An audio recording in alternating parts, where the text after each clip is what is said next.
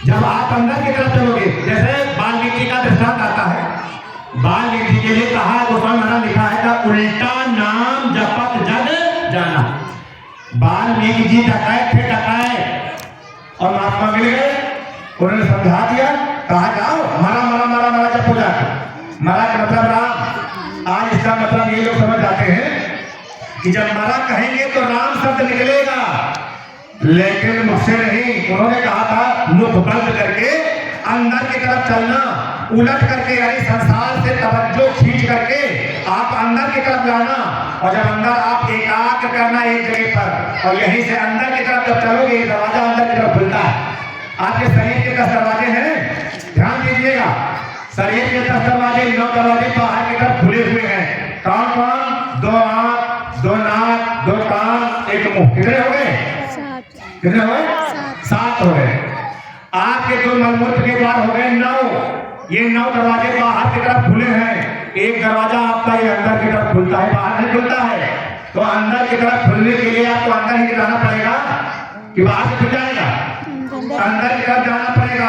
और अंदर है काशी, मथुरा, अयोध्या। जब ये दरवाजा खुलेगा तो सब कुछ अंदर ही आपको दिखाई पड़ेगा। महात्मा यही चीज बताते, और सबके पास ये पावर है, आप अपना अपना खोल लो। खोलने का तरीका हमारे हुजूर महाराज जी इस समय पर सीतापुर में बता रहे हैं। नहीं तो होली के कार्यक्रम में आप लोग आ जाइएगा, तरीका आप ले लीजिएगा, बड़ा सरल तरीका है। ना आपको नहाना धोना कोई तकलीफ नहीं, ना आपको 4 आने पैसे की अगरबत्ती सुलगाना है, ये भी नहीं करना। विचार करना। अच्छा, कुछ भाई बहन ये भी करते हैं, हमने कहीं देखा, जब गुरु महाराज के जहां मंदिर बनाए हैं उस जगह पर धूप बत्ती अगरबत्ती सुलगाते हैं। थोड़ा इस पर सुन लीजिए, अगरबत्ती सुलगाने की जरूरत। शरीर जो होता है ना, जैसे आपका ये शरीर है, तो इस शरीर का भोजन क्या है? दाल चावल सब्जी रोटी खा लेते हैं तो पेट भर जाता है, शरीर का भोजन है। ऐसे जीवात्मा के ऊपर 4 शरीर हैं। सबसे पहला शरीर क्या है? जब जीवात्मा का उद्धार हुआ तो कारण शरीर। कारण शरीर 5 तत्वों का होता है, उसका नूर शब्द का आहार। उसके नीचे आप उतर आइए, कारण शरीर के नीचे फिर सूक्ष्म शरीर, फिर लिंग शरीर है, और ये आपका स्थूल शरीर है। 4 फोल है। इसका दाल चावल सब्जी रोटी। और स्वर्ग में जो देवी देवता होते हैं उनका लिंग शरीर होता है, उनका ये सुगंधित आहार होता है। ये जो अगरबत्ती सुलगाई जाती हम लोग, लेकिन अब अच्छी बात है, कोई बात नहीं, सुलगाते रहो, लेकिन वो उस लिंग शरीर का भोजन है। इसलिए देवी देवताओं की जब पूजा करते हैं तब वो अगरबत्ती धूप बत्ती सुलगा देते हैं, उसी की सुगंध वो सूंघ लेते हैं।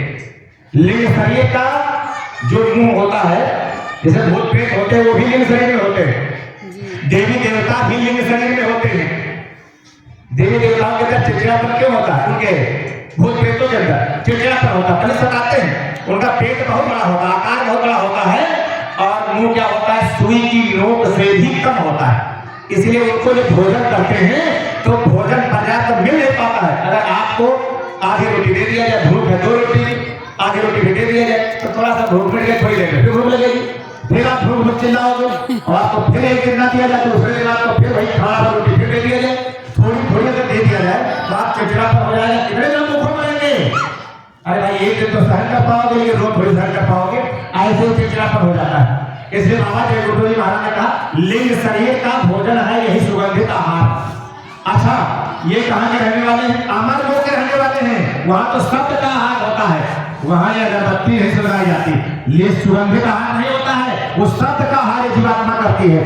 और वही शब्द ही मालिक जो आहार करता है, ये जीव वही खोज रहा है। तो ये जीव को वो शब्द कब मिलेगा, आहार कब मिलेगा? जब शब्द मालिक के पास होता है, जो शब्द का आहार करता है, जिसके पास जो दौलत होती है वही तो देगा।